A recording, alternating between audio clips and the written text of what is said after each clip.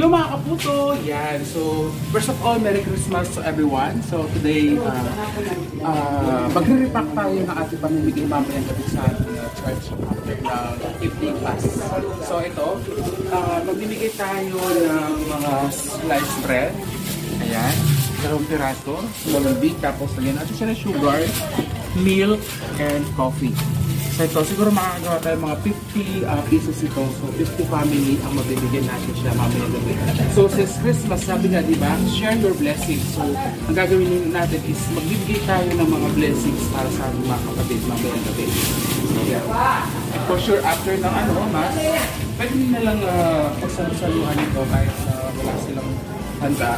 So at least, kakainin sila together with their family. So, ayan. Ganito setup dito. Pala.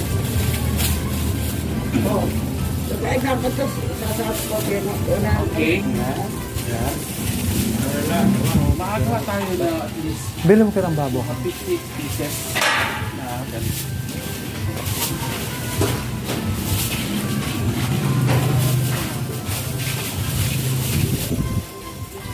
Ay, ang palagagana ito, Rex, aglit, ang kakabit ko pa rin.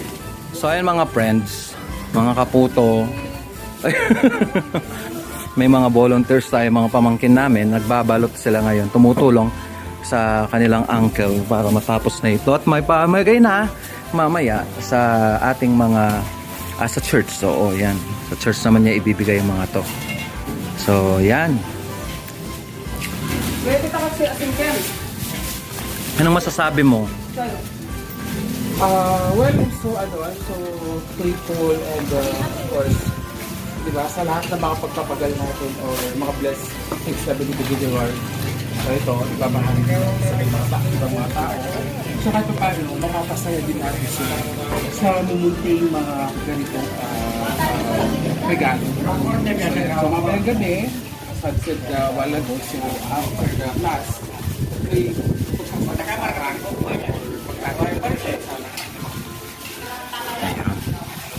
So ayan. Ayan na, natapos na. Tapos na natin, ayan, na-prepare na natin lahat, napak na natin lahat ito. So ngayon, ang gagawin natin is, ibabalik na natin siya sa kahon. box. Ayan. Para mamayang gabi, is ready to... Uy, madami pang milk na Yes. So maraming milk na, gawa natin ng paraan yung mamaya Oo. kung natin pwede lagay yan. Yan. Okay. Padam ko na. So yan, this is Malamits again, so just check it in for our second videos tonight. So for the meantime, ayan, i-prepare muna natin to and then at the same time, fortify na tayo for tonight. So, ingat po bawat isa sa atin and Merry Christmas to everyone. So just always spread love to everyone. So, and bye!